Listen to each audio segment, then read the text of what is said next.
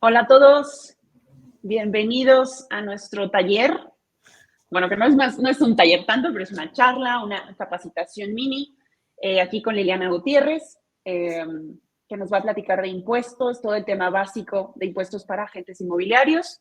Ya tenemos un montón de personas aquí.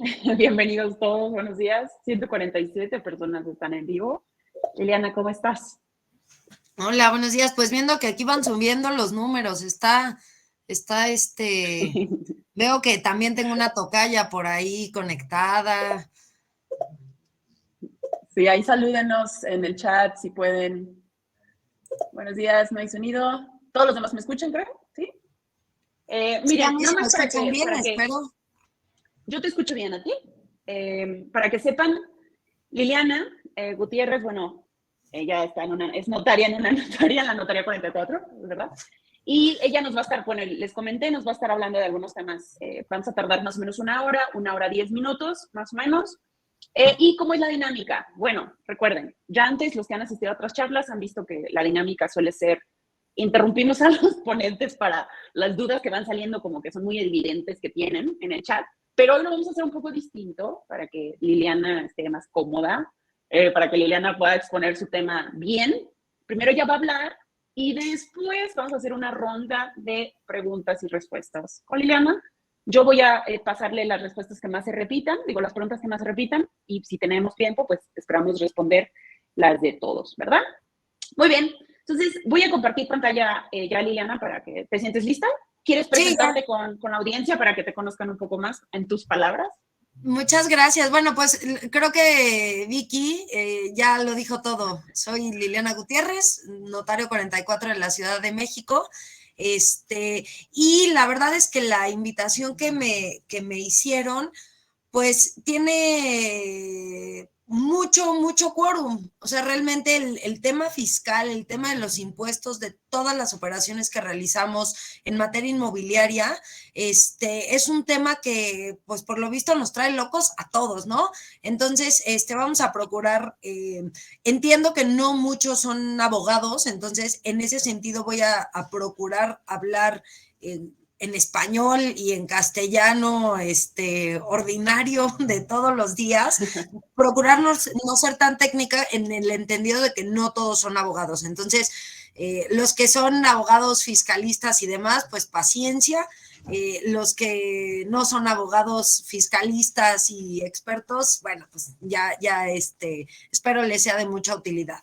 Bueno, pues salvo tu mejor opinión, Vicky, pues ya empezamos con los objetivos para que ellos los puedan ir viendo y que no se aburran tan temprano. Sí, tú empieza. Yo ya, ¿ves mi pantalla ya? Sí, ya, perfecto. Genial, entonces ya, muy date, bien. Liliana, empecemos. Muy bien, para cambiarle la pantalla, tú se lo vas cambiando, ¿verdad? Sí, tú me puedes decir siguiente y yo aquí pues estoy siguiente, por favor. Muy bien, pues los objetivos para hoy en tan poco tiempo es tratar de resolver estas 6 cuestiones. Uno, una breve introducción de cuáles son todos los elementos de los impuestos en términos generales. Entrar a los impuestos que se causan en una compraventa, que son el impuesto local de cada entidad federativa, el impuesto sobre la renta por enajenación y el impuesto sobre la renta por adquisición, ver algunos temas de valor agregado y algunos de los impuestos que se ven en materia de arrendamiento. En el sector inmobiliario, como ustedes saben, los 2 contratos más comunes son la compraventa, que básicamente una persona se encarga de transmitir la propiedad de un inmueble a cambio de un precio cierto y en dinero. Ahorita estoy viendo que alguien no escucha. Sara Fernández, ¿es un tema generalizado del audio o los demás sí escuchan bien? Yo escucho bien. Sí, ya me contestaron que sí escuchan. Que sí. Yo creo que sí es un tema de una sola persona, entonces nada más para que le echen ojito a su volumen, que no estén conectados aquí hay unos sí escuchan y otros no escuchan, entonces, bueno, esperemos que resuelvan pronto sus temas de audio. La verdad es que yo tengo micrófono integrado aquí, entonces hablo muy fuerte, entonces, bueno, se escucha escucho. bien, se escucha. Exacto, espero que los que sí escuchen, me escuchen bien. Bueno, entonces, como les decía, los dos contratos más comunes en materia inmobiliaria es la compraventa y el arrendamiento. En todo el mercado inmobiliario, la compraventa, como les decía, es un contrato, un acuerdo de voluntades entre dos personas, en donde una se obliga a transferir la propiedad de una cosa, o de un inmueble en este caso, y la otra, que es quien recibe esa cosa, se obliga a pagar por ella un precio cierto y en dinero. Entonces, en función de esas características, tenemos el contrato de compraventa, que es un precio cierto y en dinero. Y en materia de arrendamiento, una persona, que es la propietaria del inmueble, se obliga a conceder el uso y goce de un inmueble a otra, quien a su vez se obliga a pagar una prestación periódica igual en dinero. Es decir, el contrato de arrendamiento, a diferencia del contrato de compraventa, no transfiere la propiedad, sino solamente le permite al arrendatario usar y disfrutar del inmueble a cambio de esta prestación periódica.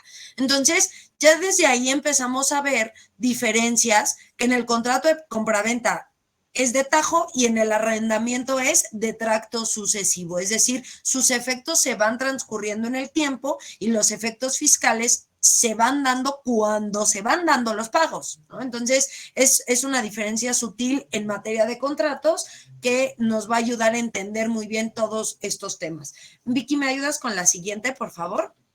Claro. Muchas gracias. En materia tributaria, todos aquí sabemos que a nivel constitución política de los Estados Unidos mexicanos, todos los ciudadanos y todos los mexicanos tienen obligación de contribuir al gasto público. Y contribuimos al gasto público a través de nuestro pago de contribuciones. Pagamos derechos por servicios de agua, pagamos impuesto predial, pagamos impuestos sobre la renta en nuestros ingresos como personas físicas. Es decir, toda persona tiene obligación a contribuir a ese gasto público. Son ingresos que recibe o la federación o las entidades federativas de nuestra República Mexicana. Y básicamente, uno de los tipos de contribuciones son los impuestos, ¿no?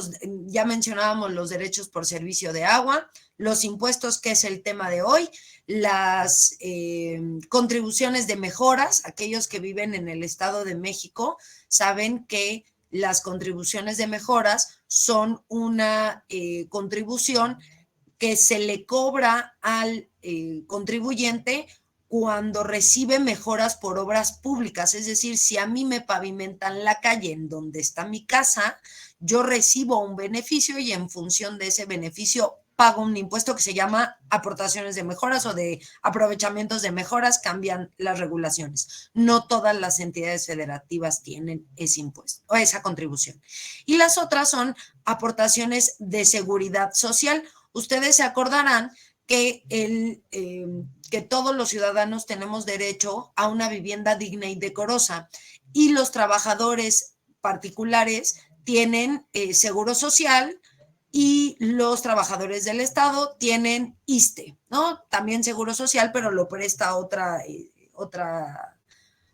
dependencia, según seamos trabajadores particulares o trabajadores del Estado. En ese sentido, el patrón, o sea, el Estado o el particular patrón, paga esas contribuciones para el seguro social de sus trabajadores, que se llaman aportaciones de seguridad social, ¿no? Nada más para recordar cuáles son las contribuciones. Respecto de los impuestos, que es una de las especies de contribuciones, tenemos, o generalmente cuando estudiamos derecho fiscal, los abogados nos enseñan, y seguramente también en materia de contabilidad estudian esto, no me consta, pero me imagino. Todos los impuestos tienen 4 elementos ideales o necesarios. Primero, los sujetos del impuesto. ¿Quién está obligado a pagar el impuesto? Como sujeto activo, perdón, el sujeto pasivo, y el sujeto activo, ¿quién tiene derecho a cobrar ese impuesto? El objeto es la actividad por la cual se cobra el impuesto, la enajenación de bienes o la compraventa de bienes. Base es el monto o la cifra sobre la cual se va a calcular ese impuesto, y la tasa o tarifa es cómo del monto del precio sacamos el impuesto. Por ejemplo, ahorita estamos viendo que el IVA, por ejemplo, la tasa es una cantidad, un porcentaje fijo. Entonces, por ejemplo, el IVA tiene una tasa del 16% por regla general, mientras que otros impuestos, como el impuesto sobre la renta, tiene una tarifa. Según el monto de la base, entramos a distintos rangos para calcular el impuesto. Entonces, los 4 elementos de las contribuciones son los sujetos, que son las personas obligadas a pagar y que tienen derecho a cobrar el impuesto. 2, el objeto, que es la actividad que grava el Estado y por lo tanto hay que pagar impuesto. 3, la base, que es la cantidad sobre la cual se cotiza el impuesto. Y 4, la tasa o tarifa, que es el porcentaje o el rango de montos para el cálculo del impuesto. Entonces, ya teniendo claros los elementos, Vicky, si me ayudas con la siguiente diapositiva, vamos a apresurar un poco el paso. Cuando nosotros vemos el impuesto, los impuestos que se causan por una compraventa, son estos 4: el impuesto sobre adquisición de bienes inmuebles, el impuesto sobre la renta por enajenación, el impuesto sobre la renta por adquisición y el impuesto al valor agregado. No necesariamente se dan todos en todas las compraventas, pero son 4 impuestos que se tienen que pagar con relación a la compraventa. Ahorita vamos a ir explicando cada uno de ellos. Me gustaría hacer una acotación respecto al impuesto sobre adquisición de bienes inmuebles. Como ya les decía Vicky, yo soy notario de la Ciudad de México.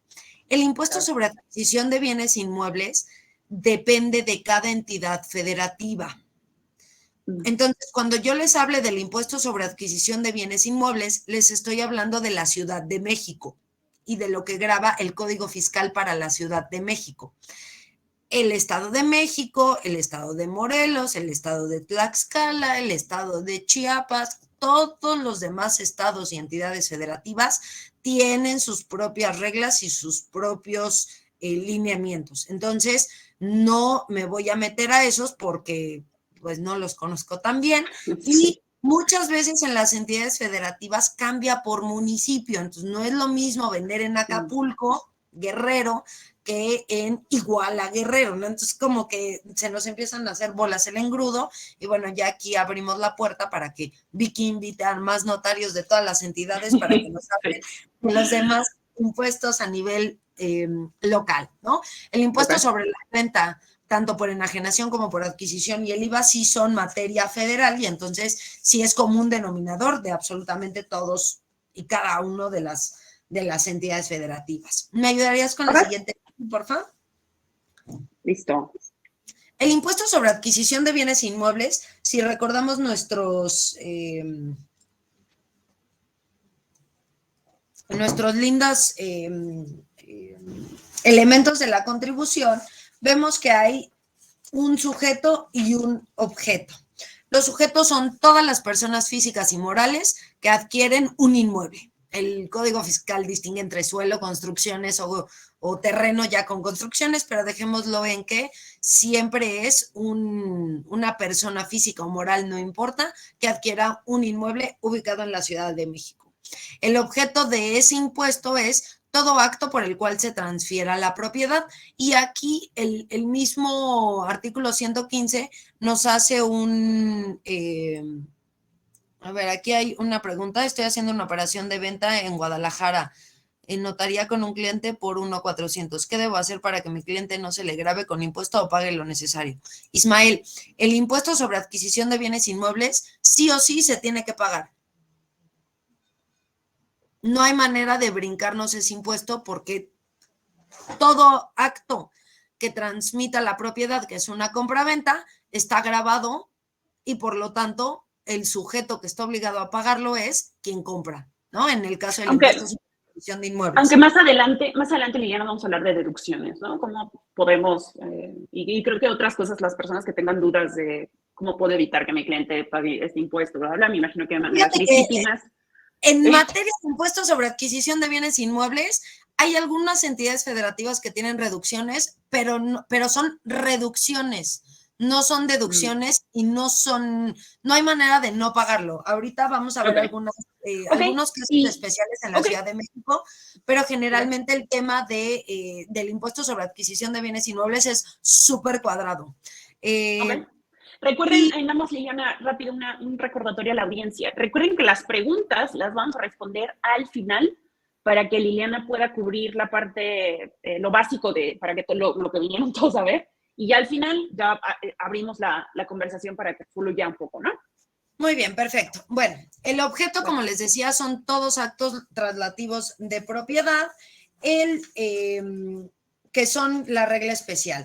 La base gravable del impuesto sobre adquisición de bienes inmuebles es la cantidad aquí en la Ciudad de México más alta entre tres valores: el precio de la operación, el valor de avalúo fiscal elaborado por persona autorizada por la Tesorería de la Ciudad de México, y tres, el valor catastral que refleje la boleta predial del ejercicio fiscal que corresponda, ¿no?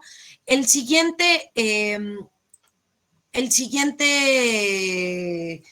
tema es la tarifa, o el siguiente elemento del impuesto sobre adquisición de inmuebles se refiere a la tasa o tarifa. Normalmente hay entidades federativas en donde sí es una tasa fija. En la Ciudad de México es una tarifa. Tenemos en el Código Fiscal de la Ciudad de México una tarifa donde nos dice que de un rango a cierto rango se va haciendo una operación que es bastante sencilla, que es: entramos con la base gravable, se le resta, se multiplica, se suma y de ahí se obtiene un resultado que es el impuesto a pagar. Normalmente este impuesto va incluido, como están algunas de los comentarios acá, incluidos en los gastos notariales. De hecho, en porcentaje, la mayoría de los gastos notariales pues va a este impuesto y que son a cargo del comprador. Si me ayudas con la siguiente lámina, Vicky, porfa. Hay algunas excepciones respecto a la base y a la tasa o tarifa del impuesto. Ahorita les decía que se cotiza sobre el más alto entre tres, que es el precio, el avalúo y el valor catastral. Los programas de jornada notarial o programa de sucesiones representan excepciones. En estos casos se cotiza el impuesto sobre el valor catastral. No es necesario llevar a cabo un avalúo y además tiene un porcentaje de condonación, entonces tiene varios beneficios, ¿no? Hay algunos requisitos en los cuales la tasa es cero, siempre y cuando se cumplan algunos de los requisitos que están establecidos en el Código Fiscal, que son difíciles de juntar todos en el mismo tiempo, sobre todo por el valor del inmueble. Y actualmente traemos un transitorio que desde el año pasado todas las adjudicaciones por herencia en la Ciudad de México están pagando ISAI al 50%. Todas las adjudicaciones por herencia están al 50%, ¿no?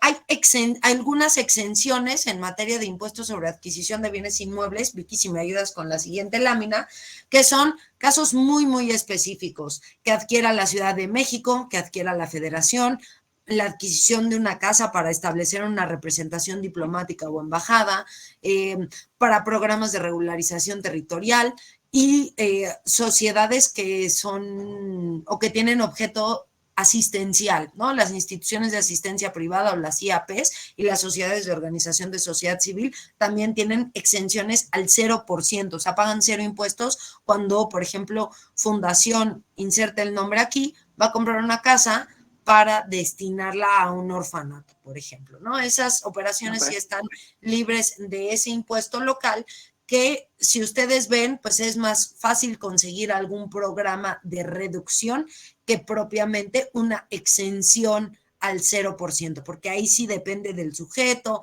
del objeto, y la tasa es muy, muy preferente, ¿no?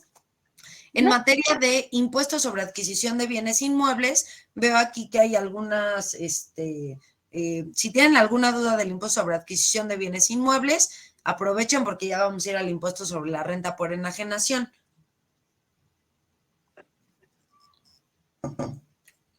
Bueno, ahorita si va llegando alguna, se los voy pasando. Ana nos está aquí solicitando un ejercicio de un cálculo. Para hacer unos ejercicios de unos cálculos necesitamos tener cuáles son las bases y en dónde está la entidad, el inmueble de la entidad federativa. Entonces, ya Vicky tomará nota del tema interesante, a lo mejor de ejercicios prácticos para el cálculo de impuestos para que lo sepan. Natalia Bello pregunta si hay algún porcentaje aproximado. Lo cierto es que no, la tasa tiene por razón de ser que sea una tasa progresiva, en el entendido que conforme al valor de lo que platicábamos al más alto, ya tenemos que entrar en ese renglón. Entonces, pues depende el valor para más o menos ir viendo cuánto es impuesto. No te podría dar un porcentaje. Hay un caso que están poniendo acá, que es un extranjero que compra un inmueble a través de un fideicomiso y renta la propiedad en plataformas tecnológicas, Airbnb, tal. Obviamente paga los impuestos sobre los ingresos, pero ¿qué pasa en su país? ¿Hay algún acuerdo entre los países? ¿Hay alguna diferencia en este sentido si el cliente adquiere la propiedad con fideicomiso o a través de la creación de una corporación? Muy bien, esa pregunta cumple varias cosas. Lo primero es el contrato de compraventa por el cual el extranjero compra el inmueble, tiene que pagar su impuesto sobre adquisición y no hay manera de brincarlo. Lo haga a través de fideicomiso, de persona moral o lo haga por propio derecho, no hay manera de hacerlo. Al momento de llevar a cabo la escritura de compra, el notario se encargará de retener ese impuesto. 2, ya siendo propietario, si lo renta y obtiene ingresos por la renta, habrá que ver si el canadiense es residente fiscal en México o en el extranjero. Esto es importantísimo porque los residentes fiscales en México, o sea, vamos a suponer que el canadiense vive aquí, pues tiene el régimen, Fulvio, del mismo régimen que tú y que yo, como cualquier residente fiscal en México. Si es un residente fiscal en el extranjero, tributará por el ingreso accidental que recibe en territorio nacional y en todo caso tendrán que acreditar con la contabilidad del país de su residencia para evitar la doble tributación. Entonces sería ver el caso concreto con cuál es el régimen fiscal de esa persona y si es residente o no en México. Lo mismo del impuesto en los gastos notariales, ya habíamos contestado que sí, va incluido. ¿Puede quedar esto grabado? Bueno, eso ya es pregunta técnica, yo no me encargo de esas. Ya las va a tendrán. quedar grabado, perdón, Liliana, sí, recuerden, bueno, los que son nuevos en estas sesiones, esto lo grabamos, después lo subimos a YouTube en la misma semana y las personas que asistieron van a recibir la grabación en cuanto termine el evento. Pero sí les quiero recordar que como se queda grabado, sí es importante avanzar con la presentación y las preguntas las dejamos al final. Tú tranquila y yo nerviosa. No, dale. Estamos hablando de si pregunta Fulvio, ¿cómo sabemos que es un residente fiscal? Para eso, Fulvio, el Código Fiscal de la Federación establece cuáles son los requisitos que debe cumplir una persona física para ser residente fiscal en México. Y básicamente es que tenga su casa habitación en territorio nacional, que es México, o bien que más del 50% de sus ingresos anuales tengan ubicación en territorio nacional y existe una constancia con la cual se acredita eso, ¿no? Y ya están haciendo preguntas de impuesto sobre la renta, entonces me voy a esperar un poquito para avanzar en impuesto sobre la renta por enajenación en materia de compra-venta para que podamos seguir. Respecto al impuesto sobre la renta por enajenación, todos estamos acostumbrados a llevar a cabo o a pensar las situaciones del impuesto sobre la renta como lo que hacemos siempre en nuestras declaraciones anuales. Lo cierto es que el impuesto sobre la renta tiene varios capítulos y varios apartados. Entonces, cuando hablamos de impuesto sobre la renta por enajenación, nos referimos a que los residentes fiscales en México, que son lo que ya habíamos platicado, enajenan un bien inmueble. Sujetos es una persona física residente en México para efectos fiscales, que ya decíamos ahorita. 2, y el objeto del impuesto es que tenga o que realice una enajenación de bienes inmuebles ubicados obviamente en territorio nacional. La tarifa se publica en la resolución miscelánea fiscal, es uno de sus anexos, y el procedimiento es muy sencillo. Es traer el precio por el que se pagó el inmueble a pesos actuales y dividirlo entre el número de años y número de enajenantes. Con eso entramos a la tarifa, luego se vuelve a multiplicar y tenemos el pago provisional. Que nuevamente vuelvo a exhortar a Vicky para hacer un taller práctico de cálculo de impuestos, porque Sí. y el impuesto sobre la renta es complicadísimo hacerlo, y más en un tema, en un curso para principiantes de impuestos. Sí, es que sí, y y ahí es un tienes un tema punto. complicado, ¿no? Sí, podemos, después de esta sesión, Liliana, nosotros, bueno, vamos a hacer algunas más. Entonces, también que ustedes dejen ahí sus preguntas y todo. A los que no alcancemos a contestar al final de este tallercito, vamos a hacer una sesión en específico para cada tema para que sea un poquito mejor el aprendizaje, digamos, ¿vale? Perfecto. Me están haciendo aquí mucho la pregunta de la permuta. A ver, la permuta es fiscalmente un bien a cambio de otro. En lugar de pagar por un bien, un precio cierto y en dinero, es pagar otro bien. Si es un bien inmueble, tenemos 2 enajenaciones, es cada uno su ISAI y cada uno su impuesto sobre la renta. Entonces, realmente no estamos cambiando nada, ¿no? Estamos viendo la adjudicación, o estamos viendo temas de adjudicación. Se tienen que pagar los ISAIs, que más bien me parece más afirmación que pregunta, pero sí, efectivamente se tiene que pagarlo, ¿no? El impuesto sobre la renta exentado, ahorita vamos a platicar de la exención. Por el tema del impuesto sobre la renta, ¿qué deducciones, costo y gasto aplican y en qué porcentaje? Ok, todas las deducciones que se usan en materia de impuestos sobre la renta se actualizan y se deprecian, no se utilizan por porcentaje. Por eso creo que eso más sería sería un taller práctico de cálculo de impuestos. También tenemos la pregunta de si por enajenación quiere decir que vende. Isabel González, sí, pero no exclusivamente. Enajenar quiere decir hacer ajeno. Entonces, cuando alguien enajena, quiere decir que lo hace ajeno, y hay 3 maneras de hacer ajeno un bien. Uno es que sea a cambio de un precio cierto y en dinero, que significa compraventa, que lo hagas a título gratuito y lo dones, en ese caso no hay impuesto sobre la renta por enajenación, o bien que lo hagas a cambio de de otro bien, o sea, un trueque, y entonces ahí se llama permuta. Entonces, cuando hablamos del impuesto sobre la renta por enajenación, hablamos de enajenaciones a título oneroso, o sea, no gratis, a cambio de algo, no donaciones. Si me ayudas, Vicky, con la siguiente diapositiva. Listo. Cuando tenemos un régimen especial en materia de impuestos sobre la renta, ahorita platicábamos que la regla general es que lo hace una persona física con residencia en México.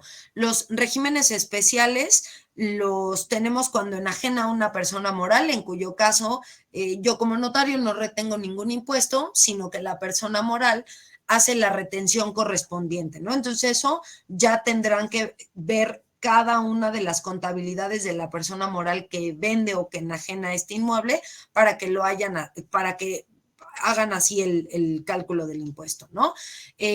Cuando enajena residente fiscal en el extranjero, ahorita a propósito de las preguntas, estábamos hablando de la residencia fiscal. Si se fijan, yo no he hablado de ningún mexicano o extranjero, he estado hablando de residencia fiscal.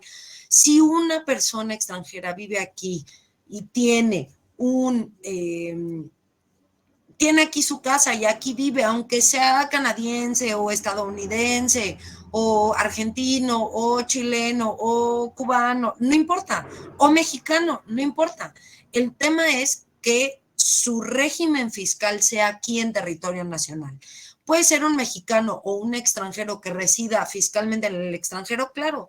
Todos los mexicanos que se van a vivir a otro país y que llevan 20 años sin pisar México son residentes fiscales en el extranjero, porque sus ingresos no están en territorio nacional y sus ingresos se tributan o se les grava en función de las leyes del país en el que residan. Entonces, pues ahí es punto y aparte completamente para estos efectos, ¿no? Ahora, con el tema de la residencia, nuestra ley tiene un régimen especial para los que no tributan en México. Obviamente tratan bien a los que pagan impuestos aquí y les permite hacer sus deducciones y somos muy felices utilizando todos los gastos que ya hicimos al inmueble con avalúos, con las facturas, etcétera. Pero cuando enajena un residente fiscal en el extranjero, lamentablemente no tenemos ese régimen especial.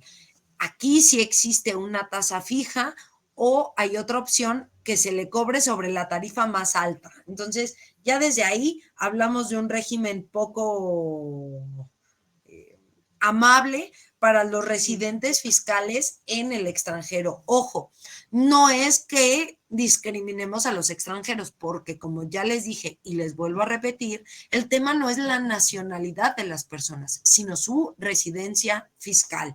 Eso es fundamental para que no haya confusiones, ¿no? No es que el extranjero cuando venda pague mucho, no. Si el extranjero es residente fiscal en México, tiene completa y absolutamente el mismo tratamiento que cualquiera de los que vivamos y paguemos impuestos aquí, ¿no? Vicky, anótate otro webinar de residente fiscal. Anotado. Y en materia de sociedad conyugal, muchas de las veces estamos hablando de sujeto activo o sujeto pasivo en función del que vende. Y en nuestro país tenemos muchos matrimonios celebrados bajo el régimen de sociedad conyugal, que implica, a mí me encanta explicar a la sociedad conyugal como la máxima expresión de amor, si me lo permiten, porque es compartir en una comunidad de bienes todos los bienes que se hayan adquirido durante el matrimonio, aunque esté a nombre de uno o de otro, aunque solo haya escriturado uno, no importa.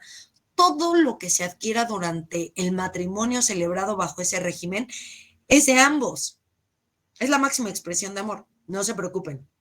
Los que se casaron por separación de bienes, tengo otra linda frase que es el matrimonio inteligente, ¿no? Porque pues también todos tienen sus cosas buenas y cosas malas. Entonces, en la sociedad conyugal hablamos de la máxima expresión de amor. En materia de separación de bienes, son perfectamente identificados cuál es cada uno de los bienes de cada uno de los cónyuges, ¿no? Ahí no hay mezcla, aunque pues de facto esperemos que sí, ¿no? En el tema de la sociedad conyugal, cuando una persona enajena y está casado por sociedad conyugal, todos los que tienen práctica inmobiliaria sabrán que que cuando vende uno no puede vender sin el consentimiento del cónyuge. Por la misma regla, es la máxima expresión de amor. Lo que es tuyo es mío y lo que es mío es tuyo. Entonces, si uno escrituró a su nombre y quiere vender, no lo puede hacer sin el consentimiento de su cónyuge. Así como suena, no lo puedes hacer sin el permiso de tu esposa o de tu esposo. Y fiscalmente, la máxima expresión de amor tiene sus beneficios. En lugar de que uno pague el impuesto, lo pagan entre dos. Y ustedes sabrán que en las buenas y en las malas, dividirnos entre dos, la carga fiscal, que dividirlo o sin dividirlo y que solo uno lo absorba, ya desde ahí nos suena a más bonito y efectivamente se traduce en menos impuestos. Vicky, ¿me ayudarás a regresarme a hacer una lámina, por favor? ¿Está? Impuesto sobre la renta por enajenación. Hasta ahí. Fíjense, el procedimiento del cálculo del impuesto sobre la renta se divide por el número de enajenantes. Si en la sociedad conyugal, en lugar de uno, venden dos, la división tiene un beneficio fiscal. Porque yo divido por enajenantes y luego calculo el impuesto. Entonces, si es por sociedad conyugal, la ganancia que se vaya a tener la divido entre 2 y calculo el impuesto. Si vende uno, no divido o divido entre 1 que me da la misma cantidad y entonces entro a la tarifa con una base gravable, como ahorita están comentando en el chat, más alto, ¿no? Ahora sí, Vicky, si podemos seguir. Este es un régimen muy benéfico para los que están casados por sociedad conyugal. Y este impuesto sobre la renta por enajenación se refiere a todos los inmuebles independientemente de su uso. Mientras que en materia de impuesto al valor agregado, que vamos a llegar más al ratito, se causa con los comerciales. Vicky, si me ayudas con la siguiente lámina, por favor. Sí. El impuesto sobre la renta por adquisición solamente, a diferencia del impuesto sobre la renta, que era por enajenar, aquí el objeto de la donación, del impuesto sobre la renta por adquisición es la actividad que se grava es la adquisición de inmuebles.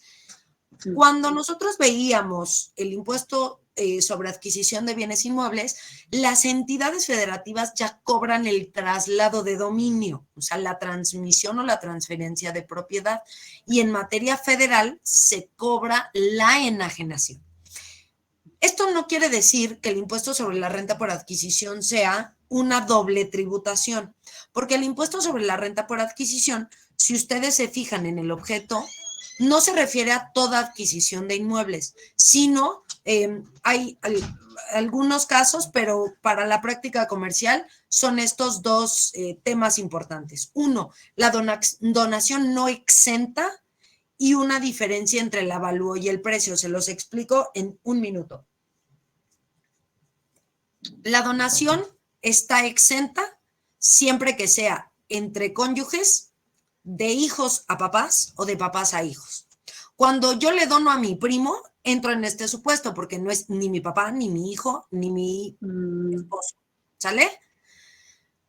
Y hay otro supuesto que es la diferencia entre el precio y el avalúo, que es si yo compro un inmueble en 2 millones de pesos, pero el avalúo está en 4, es decir, hay una diferencia mayor entre el avalúo fiscal y el precio de más de un 10%, se me cobra por la diferencia el 20% directo. Es carísimo ese impuesto y es una sanción, si me permiten la expresión, fiscal por comprar barato. Porque obviamente si yo le bajo el precio a mi operación, subo la posibilidad de bajar el impuesto sobre la renta. Entonces, para evitar prácticas de simulación de precios, de decirte, a ver, tú estás vendiendo en 4 millones, no me digas que estás vendiendo en 2. Entonces, si tienes esa diferencia del 10%, grabo esa, lo considera el Código Fiscal un ingreso porque compras muy barato y entonces sobre la diferencia entre el avalúo y el precio te cobran el 20%. Los que tengan por ahí a la mano una calculadora verán que es un dineral. La donación no exenta, se los vuelvo a decir, son aquellas que no sean entre cónyuges, de papás a hijos o de hijos a papás, ¿sale? Entonces, todas aquellas que no sean entre cónyuges, de hijo a papá o de papá a hijo, pagan un impuesto que es el 20% del valor. También hay un régimen especial del residente en el extranjero. Pues si lo teníamos para enajenación, también acá. Y les recuerdo que es un régimen especial para aquellos que no tributen en territorio nacional. Siguiente lámina, Vicky, porfa, si me ayudas, entramos al impuesto al valor agregado. Como ustedes pudieron ver, en el impuesto sobre la renta por adquisición se causa en algunas operaciones, no en todas, ¿no?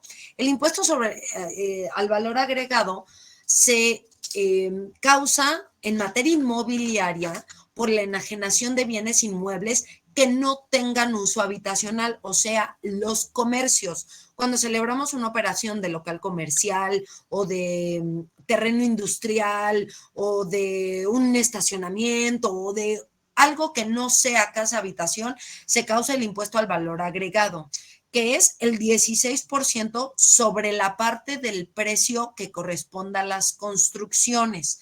A diferencia de cuando compramos un zapato, ¿no? Los que nos gustan los zapatos, sabemos que cuando vamos a comprar el zapato, aquí en México ya tenemos el IVA incluido en el precio, y que es el precio del zapato más el 16%, eso es lo que le tengo que pagar a la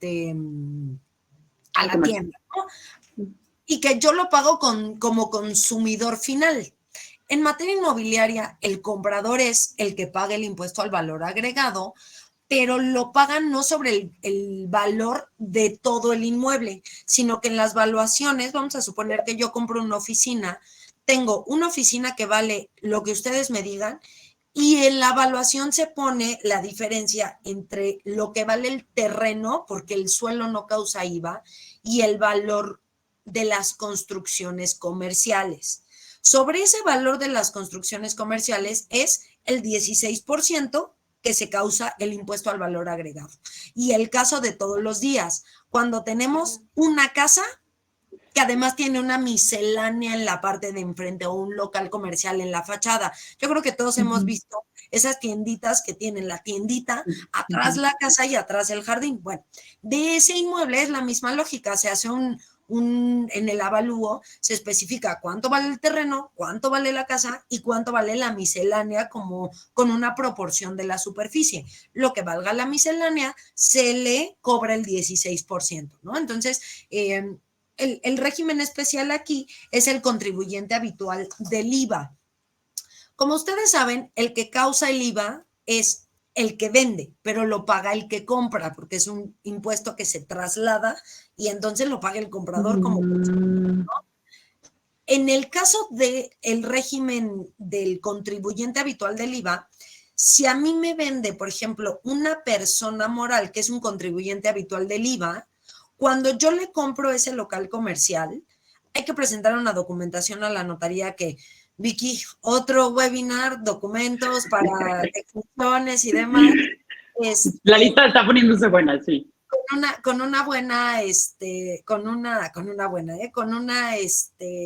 la lista de documentos, el notario ya no retiene, pero quien retiene el IVA es el enajenante persona moral. Que, por ejemplo, cuando todos compramos un coche a una agencia, nosotros le pagamos el IVA a la agencia, porque es quien nos vende y nos da nuestra factura. Es la misma lógica. Cuando nosotros compramos un local comercial, a una persona que es contribuyente habitual del IVA, el IVA nos lo retiene esa persona, ¿no? Y es régimen especial porque normalmente el IVA, quien lo retiene en materia inmobiliaria es el notario, salvo que el enajenante sea un contribuyente habitual. Nos preguntan de los terrenos. Los terrenos, al igual que la casa habitación, no causan IVA. Entonces, si yo vendo un terreno que está pelón, no tengo necesidad de llevar a cabo y no tengo necesidad de pagar IVA, ¿no? Está en el artículo 8 de la ley del impuesto al valor agregado, que no se causa, entre el 8 y el 9, porque se considera enajenación y no se causa IVA sobre, y viene en materia inmobiliaria las construcciones habitacionales y el suelo, que es un terreno, ¿no? O sea, que no tiene construcciones encima. Bueno, pues para acabar muy puntuales y poder abrir con sus preguntas, les recuerdo que esto es unos conceptos muy básicos en materia inmobiliaria de cómo son las contribuciones que se causan a propósito de los temas inmobiliarios. La siguiente lámina, y este es solo para su conocimiento, en materia de arrendamiento de bienes se causa también el impuesto sobre la renta y el impuesto al valor agregado. La única razón por la cual ni el notario ni el asesor inmobiliario se meten en esos, sino que cada persona, según su régimen, tiene la necesidad de llevar a cabo sus declaraciones según la renta que pague y según la renta que reciba, dependiendo quién sea el arrendador y el arrendatario. Y entonces ahí en el cobro de las rentas se expide un CFDI, que es una factura, y ahí mismo se hacen las retenciones de IVA. Pero vuelvo a lo mismo, aquí sí depende no solo de la residencia fiscal, sino del tipo de contribuyente que celebre el contrato. Entonces, eso es más contable que jurídico en el sentido de la práctica inmobiliaria, pero sí se los quería dejar para que los asesores inmobiliarios que nos están viendo tengan conciencia de avisarle a sus clientes que si van a rentar un inmueble van a tener que pagar impuestos, y al que renta, pues lo mismo, va a tener que pagar la renta más el IVA, ¿no? Y ya las deducciones que tengan y demás, pues ya tienen un régimen completamente particular que tienen que ver con su contador y con su profesional asesor inmobiliario para ver cada cuánto se va a pagar, sobre la renta, cuánto es de impuestos sobre la renta, etcétera, ¿no? Y pues finalmente, Vicky, si quieres poner la lámina de los agradecimientos y quedamos abiertos a las preguntas para que, bueno, ahora, pues súper. Bueno, ya regresé, ya los puedo ver finalmente, entonces dejen de compartir mi pantalla. Porque ya te vimos 80 veces acá. Ya. Muy bien, entonces, gracias Liliana por la presentación. Vamos a barrer las preguntas, que son muchísimas. Denme un momento para... Si quieres, yo te ayudo, porque yo sí estoy consciente de cuántos ya hemos contestado. Perfecto. ¿Quieres que contestemos? A ver, mira, vamos a ver las que se repiten. Espérame. Ya, es que es un montón. Marcela Manrique. Hola, Marce. Me da gusto verte acá. Ok, entonces ya tenemos la pregunta de la persona canadiense. Listo. Georgina Treviño dice, ¿se paga ISR por la venta de una propiedad que se heredó o le fue donada por padres, por ejemplo? Esa pregunta creo que ya la respondiste. ¿Sí se paga?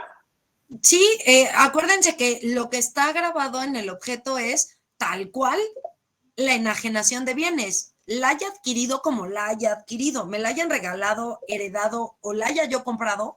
Cuando yo venda un inmueble y por eso reciba un precio y me paguen, tengo que pagar impuestos sobre la renta. Por eso la importancia de tener claro cuáles son los elementos de la contribución. El objeto es que yo venda una propiedad, ¿no? Entonces, aunque me la hayan regalado y no me haya costado un peso, ya como acredito cuánto costó para efectos del cálculo, ya es otro tema, Vicky. Otro webinar, costos comprobados de adquisición.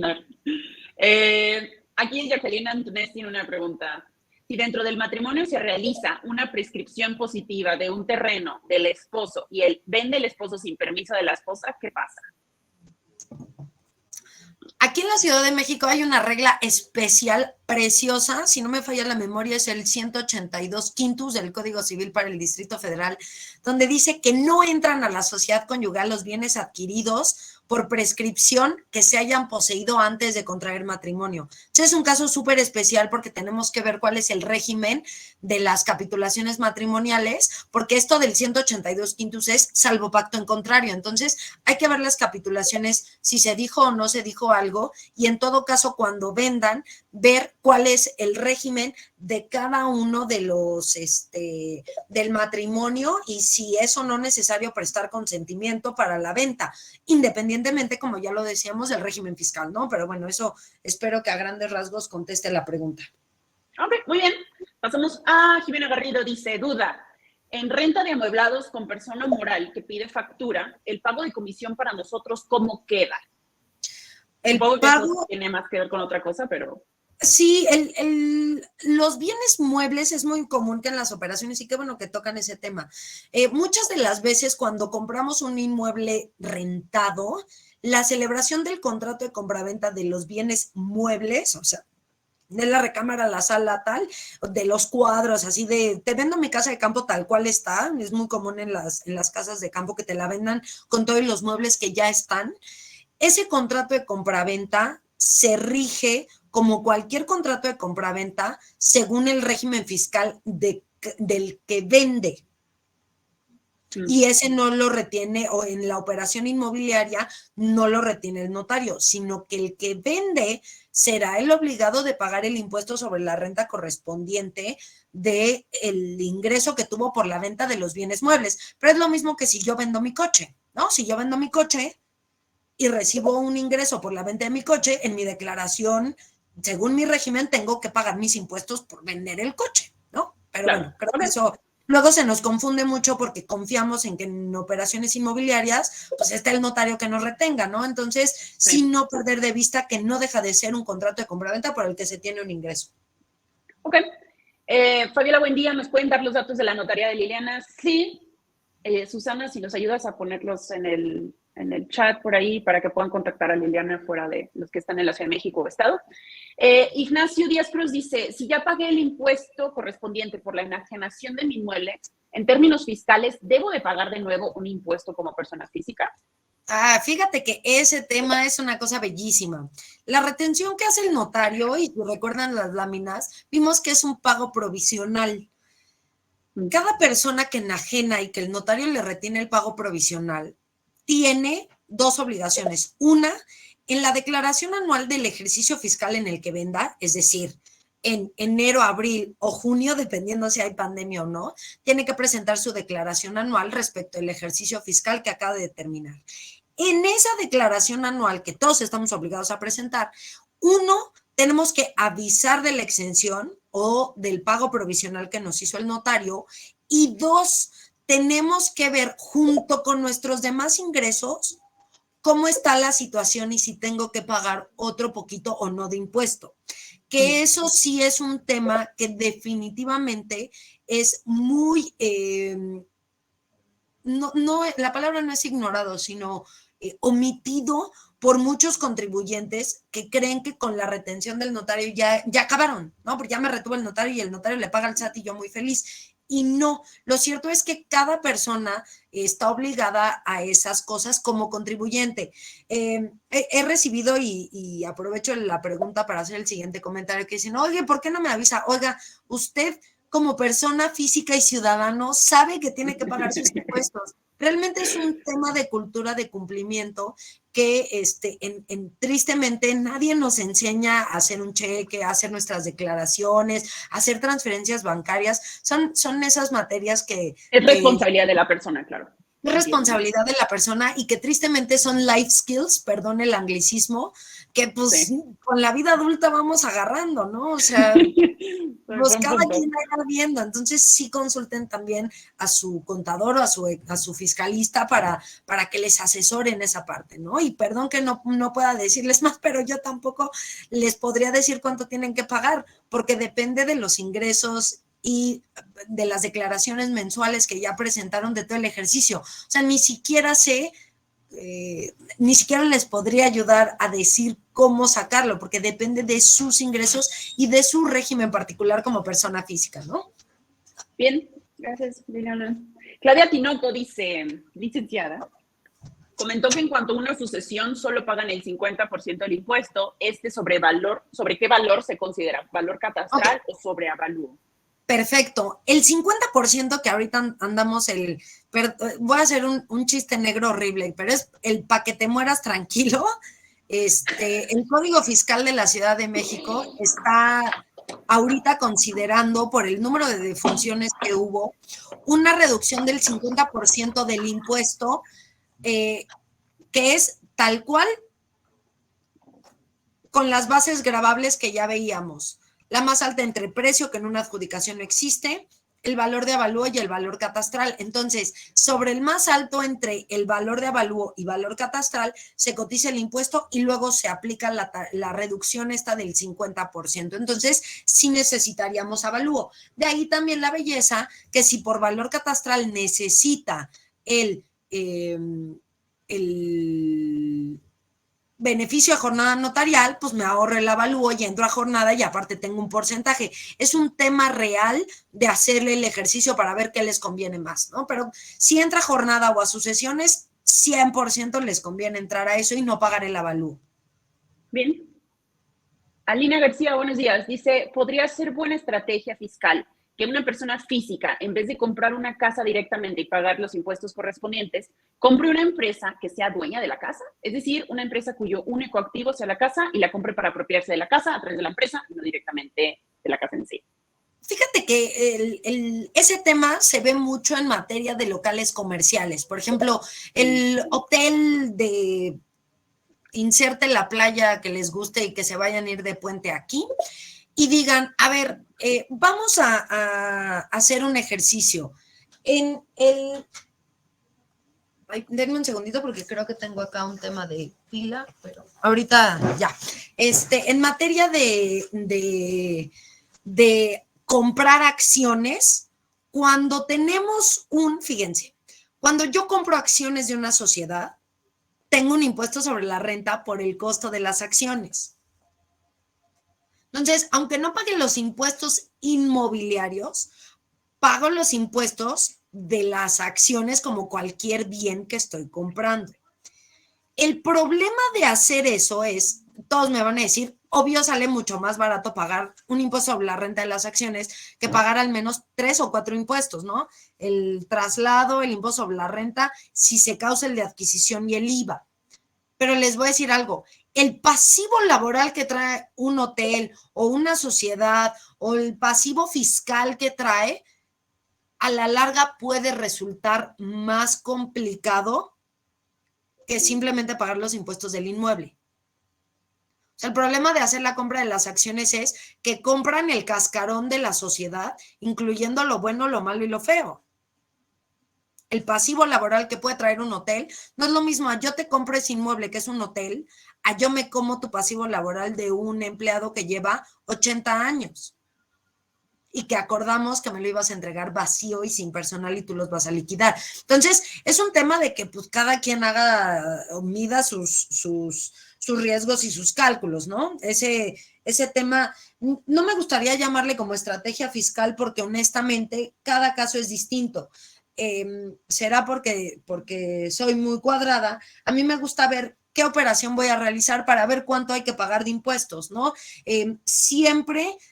luego las búsquedas de pagar lo menos sale peor por estas contingencias, ¿no? Laborales y demás, ¿no? Pero bueno, ese es mi Salvador, gracias Liliana. Salvador pregunta, Salvador Ortega, buenos días Salvador, cuando una persona está casada por bienes mancomunados y uno de ellos fallece y el cónyuge deja todo a favor del esposo o esposa, ¿se tiene que hacer la adjudicación del 50% que le correspondía por matrimonio y se tiene que pagar el Isaí de la parte correspondiente?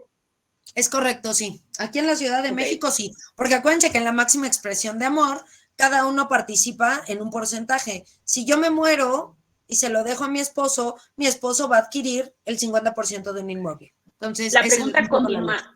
La pregunta continúa en la parte de arriba que dice, para eso se tiene que hacer un avalúo para determinar el impuesto a pagar. La pregunta es, ¿por qué se tiene que pagar el impuesto calculado al 100% y no al 50% como debería de ser, ya que solo se está adjudicando el 50% del cónyuge finado? Ok, en materia de impuestos, ¿se acuerdan que veíamos cuáles los elementos de la contribución? Veíamos que la base es siempre el valor al 100%. En la tarifa entramos con el valor al 100% y dice el Código Fiscal que una vez obtenido el resultado, se aplica el porcentaje de copropiedad. ¿Por qué se cobra así? Pues porque así dice el Código Fiscal. Acuérdense que los temas de determinación de impuestos son de aplicación estricta. Entonces, el cálculo se tiene que hacer como dice la ley. Oye, ¿es justo o no es justo? Ya no me meto ahí. Pero el procedimiento del cálculo es, se cobra sobre el 100 y a ese impuesto te cobra el 50% porque estás comprando el 50%. La razón de ser es que así lo dice el Código Fiscal y pues no hay mucho para dónde hacerse. Bien. Jorge Mondragón pregunta, ¿hay algún proceso especial o adicional cuando se quiere pagar el total de la compra de una propiedad en efectivo? Bueno, en materia de prevención de lavado de dinero, la Ley Federal para la Prevención e Identificación de Operaciones con Recursos de Procedencia Ilícita, también conocida como Ley Antilavado o Ley para Prevenir el Lavado de Dinero, nos prohíbe llevar a cabo la compra de un inmueble por el equivalente a 8,025 UMAS, que son más o menos 600, 700 mil pesos, en efectivo. Eso es una restricción del uso del efectivo que está prohibido. O sea, no se puede hacer una compra de un inmueble en efectivo por mayor esa cantidad. Y cuando hablo de efectivo me refiero a cash, billetes. Eso no quiere decir o confundir el término con pagar de contado, porque pagar de contado es en una sola exhibición con transferencia, cheque o cualquier otro medio de pago bancarizado. O sea, los billetes están prohibidos más o menos entre 600 y 700 mil pesos. Bien, Janet García dice una pregunta que se me hizo interesante. Hola, actualmente existe una modalidad de venta de locales comerciales donde en lugar de escritura te dan una acción, entre comillas, en la operación de venta. ¿Qué requisitos debe cubrir el vendedor para realizar la operación? Ok, lo primero es que si no te dan una escritura en donde te digan que tú eres el dueño del local, no estás comprando casa, ni estás comprando un inmueble. ¿Sí me explicó? ¿Cuál es el riesgo de eso? Pues que la sociedad sigue siendo la dueña del inmueble y lo vende aparte, ¿no? Ok. Una O sea, pregunta que me imagino que... no eres dueño del local. Sí. Ok, una pregunta que me imagino que todos tienen acá. ¿En qué casos puedo exentar el pago de impuestos? Dice Jorge Valls Jara. Bueno, depende qué impuesto. Cuando vimos el impuesto sobre adquisición de bienes inmuebles, vimos que hay exenciones cuando compra la Federación, la Ciudad de México y toda la listita. 2, el impuesto sobre la renta por enajenación se puede exentar una vez cada 3 años, siempre y cuando esté yo vendiendo mi casa habitación y pueda comprobarlo al notario con los documentos que, Vicky, otro webinar, ¿no? Que ya decíamos de los documentos. 3, el impuesto al valor agregado no hay manera de exentarlo si hay compraventa de local comercial. Eso es como versión resumida de todo. Ok. Silvia Chávez Sánchez dice, para el impuesto sobre la renta, entiendo que una de las deducciones es la comisión de corretaje. ¿En qué porcentaje se deduce esa factura? Ok, no se deduce en porcentaje, sino que las deducciones, así como todas las de la declaración anual y mensual, se traen de la fecha en la que se otorga a la fecha actual y hay un procedimiento que es utilizando unas tarifas que publica cada año el SAT vía resolución miscelánea fiscal para tomar cuánto es de resta como deducción. No es un porcentaje que se le reste el 5% o tal, sino es el monto de la factura sin IVA, por supuesto. Ok. Lorena Ross dice, ¿cuánto es el monto aceptado por notario para pagar en efectivo una compraventa? No es el monto aceptado por notario, sino es el monto que conforme a la ley que ahorita mencionábamos para prevenir el lavado de dinero, se prohíbe la transmisión en efectivo. Entonces, si el precio es mayor a esa cantidad, pues la comprobación del precio tendrá que ser con un instrumento bancario y el resto manifestar que fue en efectivo siempre y cuando no esté prohibido. No es que lo acepte o no lo acepte el notario, es que por disposición legal no lo pueden pagar en efectivo. Ok. Servicios Inmobiliarios Fielca dice, si tenemos un fideicomiso, ¿quién paga ISR en la compraventa? Ok, cuando se hacen enajenaciones a través de fideicomiso, la persona que recibe el ingreso como enajenante es quien recibe el dinero. Entonces, cuando sabemos a dónde se fue el dinero, sabemos quién tiene que pagar el impuesto sobre la renta. Cuando yo tengo un edificio en un fideicomiso y banca, inserte el nombre aquí, vende este departamento, el dinero no se lo queda el banco, se lo queda el dueño del negocio que está aquí atrás y que realmente es el que recibe los beneficios del fideicomiso. Entonces, dependiendo del régimen fiscal de quien recibe el dinero, es como se determinará el impuesto sobre la renta. Si es persona física, ya veíamos el procedimiento de la enajenación de bienes inmuebles por persona física residente en territorio nacional, y si es persona moral, ya veíamos también que es el problema de la persona moral con su contabilidad. Muy bien. Bueno, ya nos pasamos un poquito del tiempo. Tenemos 1 hora para esto, pero siempre, como dice aquí, hola, ¿quedará grabado, Lourdes? Sí, todo esto lo grabamos, se les manda al final a las personas que asistieron y después lo vamos a poner en YouTube y otros canales. Voy a hacer, bueno, con Liliana, a los que llegaron desde el inicio de la plática, pero Liliana yo la conocí en un evento aquí en la Ciudad de México y justo pues platicamos de que sería bueno empezar a educar y empezar a enseñarle a los asesores inmobiliarios cómo asesorar a sus clientes en materia fiscal. Dado esto, sabemos que este no es el único tema, sabemos que las preguntas, como dice Liliana, anota este tema, y este, sabemos que va a haber más. Denos, aquí arriba pusimos, mi compañera Susana les puso el de la encuesta para calificar el taller. La encuesta de calificar el taller, además, ustedes pueden proponer los temas. Se las vuelvo a poner acá abajo.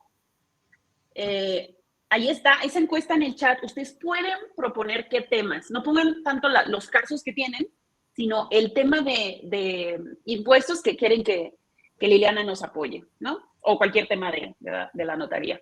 Más arriba les pusimos, en la sección de preguntas, les pusimos los datos de Liliana, de su notaría, la notaría 44, por si la quieren contactar por aparte. Y bueno, espérense a nuestros siguientes talleres. También yo les daría el consejo que por favor nos siguieran en redes sociales, porque usualmente ahí es donde les anunciamos los temas que vamos a ver. Bueno, creo que sería todo por hoy. Chicos, Liliana, muchísimas gracias por el apoyo, al contrario. Por venir a capacitar, por ayudarles a nuestros clientes a ser mejores. Vamos a estar sacando más cosas, entonces quédense acá con nosotros. Suscríbanse. Muy bien, súper. Muchas gracias por la invitación y bueno, pues quedo pendiente de, espero nos califiquen muy bien, espero hayan quedado al mismo tiempo que las dudas resueltas, pues que les generen más a seguirnos capacitando todos. La verdad es que en muchas de las preguntas pues salen casos y cosas interesantísimas, entonces bueno, así me ayudan a aprender y todo, y que no se nos olviden las cosas, ¿no? Más adelante también sería como, creo que interesante hacer una sesión donde haya más personas participando, no nada más preguntas así en chat, sino sí podemos hacer una sesión de 30 inmobiliarios platicando de cosas, la podemos grabar y poner, ahí se hace, siempre y cuando podamos participar. Ven que cuando hay tantas personas a lo mejor es difícil, pero tal vez hacemos un grupito limitado y ahí creo que otros pueden aprender. Muchísimas gracias, Liliana, como siempre. No, al contrario. Excelente día a todos. Gracias, hasta luego.